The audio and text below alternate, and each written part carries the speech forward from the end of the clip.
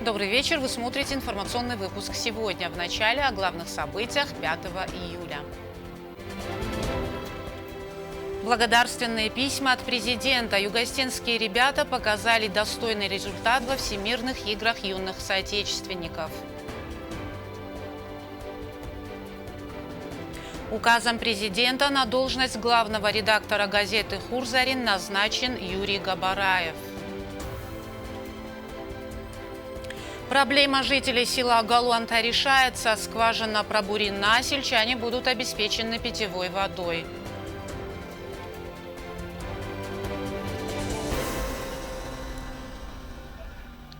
Представители Южной Осетии, принявшие участие в 5-х Всемирных играх юных соотечественников в Ханты-Мансийске, получили благодарственные письма от президента Анатолия Бибилова.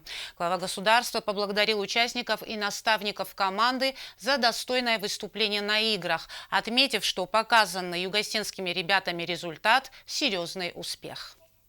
Глава государства вручил благодарственные письма участникам 5-х Всемирных игр юных соотечественников, которые проходили в Ханты-Мансийске. Представители около 60 стран принимали участие в соревнованиях, а это свыше 600 человек. На протяжении 7 дней дети боролись за призовые места в различных видах спорта: баскетбол, футбол, волейбол, настольный теннис, художественная гимнастика и плавание. Югостинская команда в составе 10 человек была представлена на играх в плавании, шахматах и настольном теннисе. Ребята проявили себя достойно, вернувшись с победой в Южную Осетию, и сегодня они удостоились заслуженных наград. Объявить благодарность Багаевой Дине Бухазовой.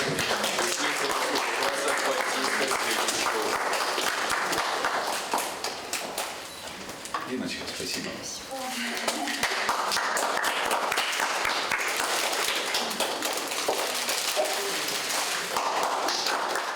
Анатолий Бибилов пожелал ребятам дальнейших успехов, а достигнутые результаты стали трамплином завтрашних побед. Вам всем огромное спасибо, благодарность за те успехи, которые у вас есть, и за тот результат, который вы показали. Но самое главное, я все-таки хочу поблагодарить детей от их вот этого порыва, серьезности подхода, с азартом, с которым они занимались, и с тем азартом, с которым они выступали, конечно, позволило им добиться, я считаю, серьезных, очень серьезных успехов. Чтобы вы на этом не останавливались, чтобы вы больше достигали и выше поднимались. На участие в соревнованиях отобрали лучших учеников из разных школ республики. Наряду со спортивными турнирами ребята принимали участие в культурно-образовательной программе «Диалоги на русском языке» и показали блестящие результаты в области русского языка, литературы, истории. И это во многом благодаря работе педагогов, которые подготовили детей.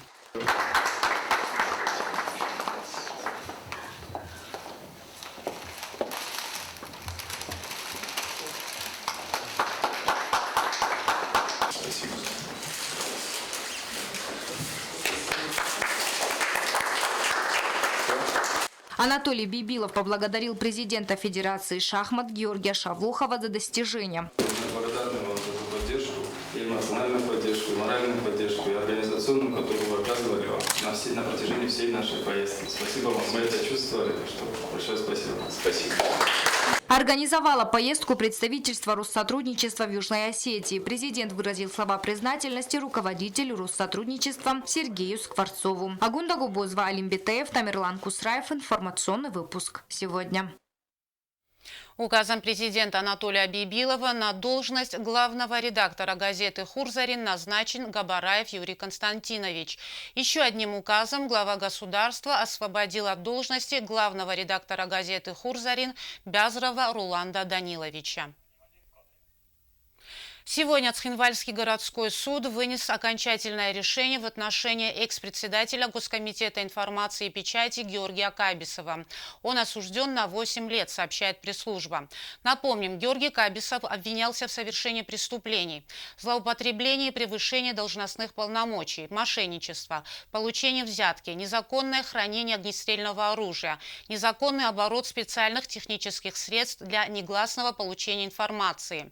В ходе рассмотрения рассмотрения дела прокурор в обвинительной речи просил признать подсудимого виновным и назначить ему наказание по совокупности преступлений сроком на 12 лет лишения свободы. В постановленном судом приговоре по ряду вменяемых подсудимому преступлений Георгий Кабисов оправдан ввиду отсутствия в его действиях состава преступления. По статьям Уголовного кодекса, предусматривающим ответственность за незаконное приобретение, хранение, ношение огнестрельного оружия, соучастие в легализации денежных средств, приобретенных преступным путем, злоупотребление полномочиями лицом, выполняющим управленческие функции в коммерческой или иной организации, подсудимый признан виновным.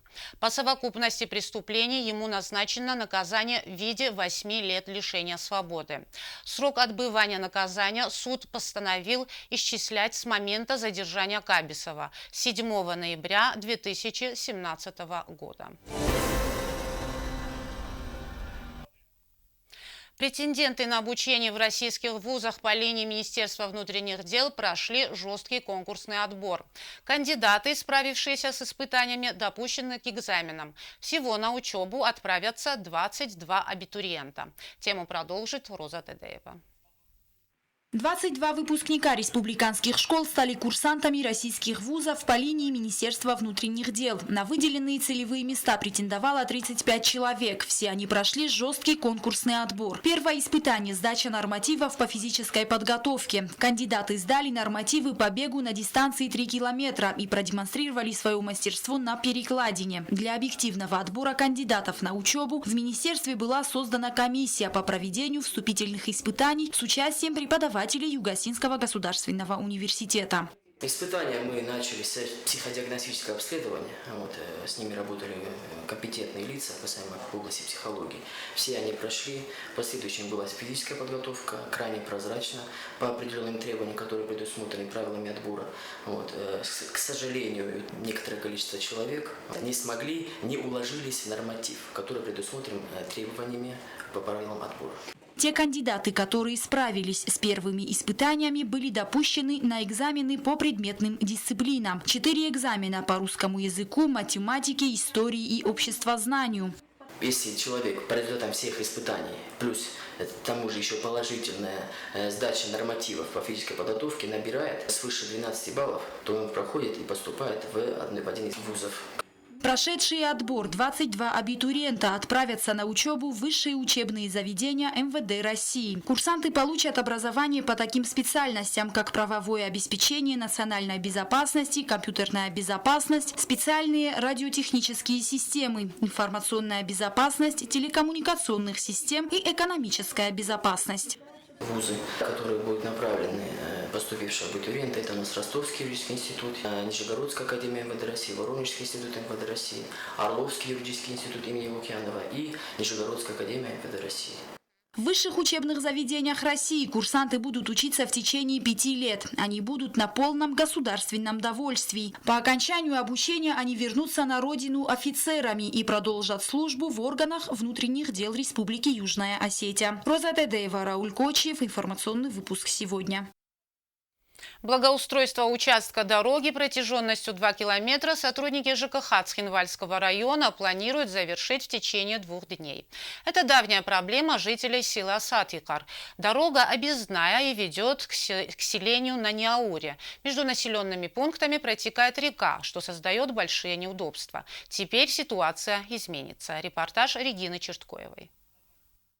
В Цхинвальском районе продолжаются работы по строительству дорог. Из села Сатикар к селу Наняури проводят объездную дорогу. Но другой возможности решить эту проблему нет. Дело в том, что между селами протекает река, которая часто выходит из берегов. Через эту реку даже в советские времена не было моста. Для строительства капитального моста требуются большие финансовые средства, которых у района нет. Именно поэтому возникла необходимость проведения объездной дороги. С таким пожеланием в администрацию района жители обращаются уже не первый год. И в ближайшее время все работы на этом участке дороги будут завершены.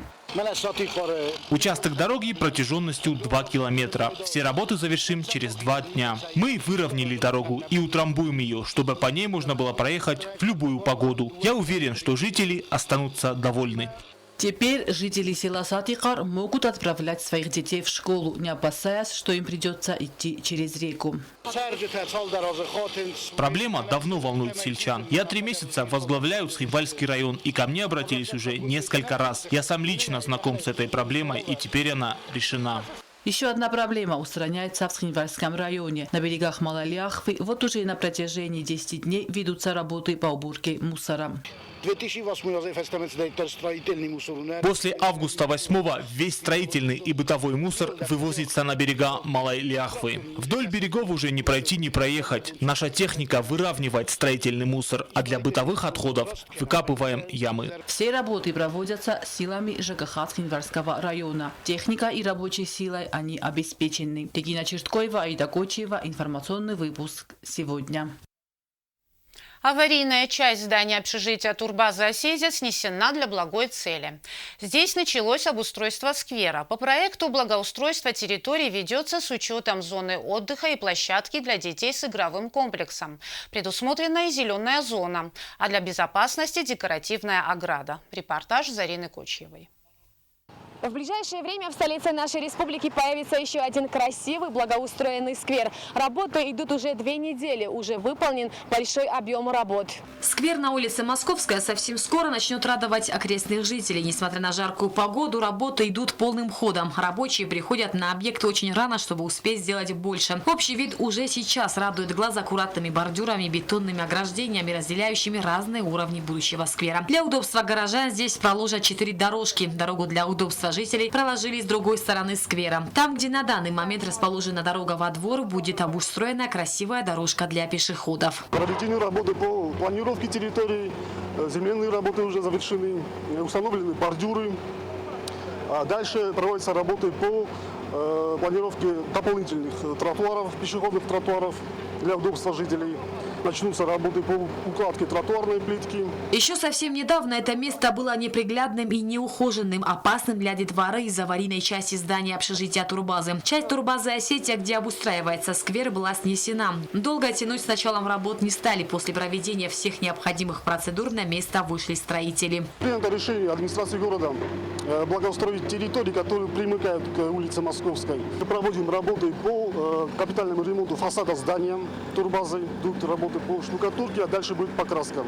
Детям, безусловно, больше всего понравится игровой комплекс. Столичные власти обещают, что он будет очень удобным, современным и, что самое главное, безопасным. Скверы будут освещать современные красивые парковые фонари, а отдохнуть можно будет на красивых и удобных скамейках. По всему периметру будут установлены мусорные урны. Уложат дорожки, предусмотрена и большая территория под зеленую зону. Планируем по всему периметру территории установить хороший красивый забор для благоприятного вида. Я думаю, что горожанам понравятся все эти работы. Администрация города подготовила проект благоустройства этой территории таким образом, чтобы здесь была обустроена и зона отдыха, и площадка для малышей. Местные жители рады, что здесь появится зона отдыха. Для многих это единственное место в шаговой доступности, где можно проводить досуг. Молодая мама Лейла живет в общежитии. Она говорит, что непременно будет приходить сюда со своими 2 детьми.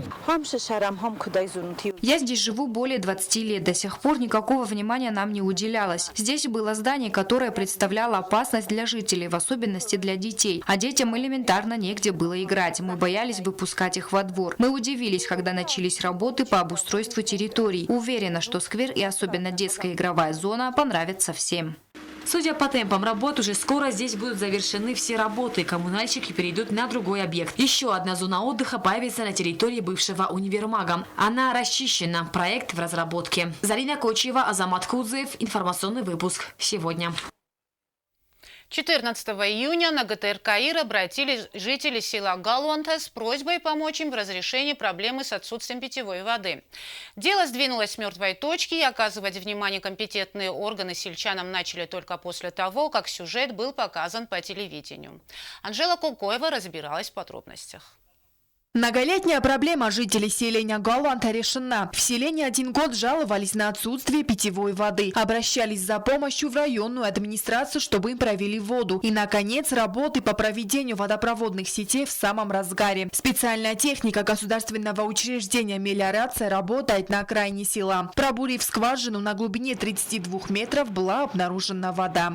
Вот уже несколько дней специальная техника работает на окраине села. Уже пробурили скважину, сейчас вода должна пройти этап фильтрации, после чего на дне поставят насос, откуда воду будут качать в 20-тонный резервуар. За ходом работ следит глава Цхинвальского района Вахтанг Мамитов и начальник ЖКХ района Борис Котаев. Уже через неделю вода будет поступать в село из резервуара, а оттуда от центральной водопроводной линии каждый сможет провести воду к своему дому. Нами было определено место для скважины. Техникой нам помогло государственное учреждение «Мелиорация». Рядом со скважиной поставим резервуар, и оттуда уже самотеком вода будет поступать в село. Сельчане задействованы в работах по проведению воды. Теперь у них не будет дефицита, они смогут получать воду в необходимом количестве и выражают слова благодарности всем, кто обратил внимание на их проблему. Вода в наше село поступала из селения Зар, но ее нередко отключали, и на протяжении нескольких лет мы испытывали трудности. Я даже не могу вспомнить, когда в последний раз из водопроводного крана, который находится в центре села, текла вода. Теперь к нам проводят воду, чему мы безгранично рады и благодарны. Спасибо всем тем, кто решил обратить внимание на нашу проблему, в том числе и телевидению. Мы, жители, очень рады, что наконец у нас будет вода. Хотя в селе Галанта проживает порядка 6 семей, никто из них не собирается покидать ее. Они безмерно рады тому, что больше не придется экономить воду. Анжела Кокоева, Ринат Медоев. Информационный выпуск сегодня. В киноконцертном зале «Чермен» 5 конкурсантов, прошедшие предварительный отбор, представили проекты республиканского конкурса на социально значимые проекты. Все они заслуживали внимания. Однако в итоге победил проект «Доступный двор», предполагающий обустройство детской площадки. Фатима Чочева с подробностями. Альберт Кабатов, Андрей Пелев и Игорь Мамиев стали победителями республиканского грантового конкурса на социально значимые проекты. Они презентовали проект «Доступный двор», который представляет собой обустройство детской площадки на улице Гафеза перед домами 16 и 16А. По словам победителей конкурса, идея создания детской площадки появилась давно, и они хотели осуществить ее с помощью благотворительных сборов. Но узнав о конкурсе, решили принять в нем участие. Установка, там 3 качели балансиров, одна песочница, одна горка, 2 круговых карусели, 2 качели и одна игровой домик.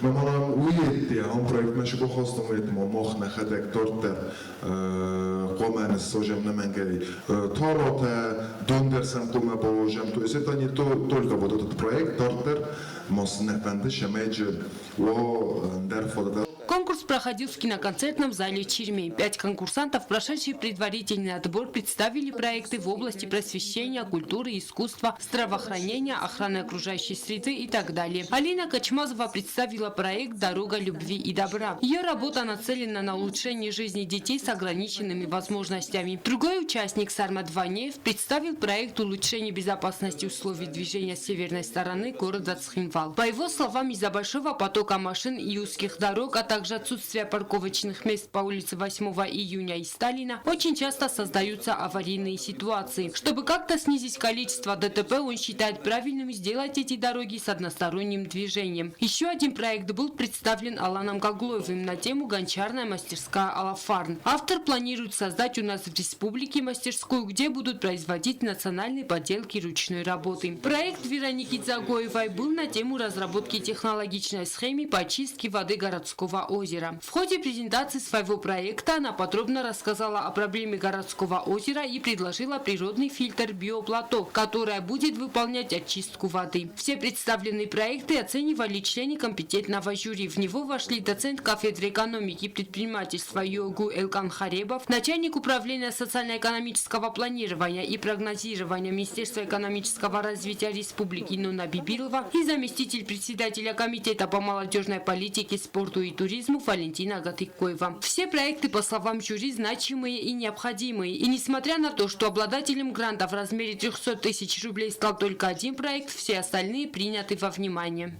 Проблема была острая, и мы ее все ощущаем на себе, может быть, каждый день.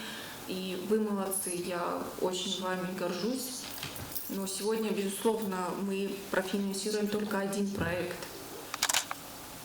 Но все остальные проекты мы приложим максимум усилий, наше ведомство, чтобы деятельность по реализации ваших проектов, она началась, и мы ни один проект не оставим в стороне. Конкурс был организован Комитетом по молодежной политике, спорту и туризму и проводился среди студентов высших и средних учебных заведений, представителей молодежи и молодежных общественных объединений. Фатима Чочева, Ринат Медоев. Информационный выпуск сегодня.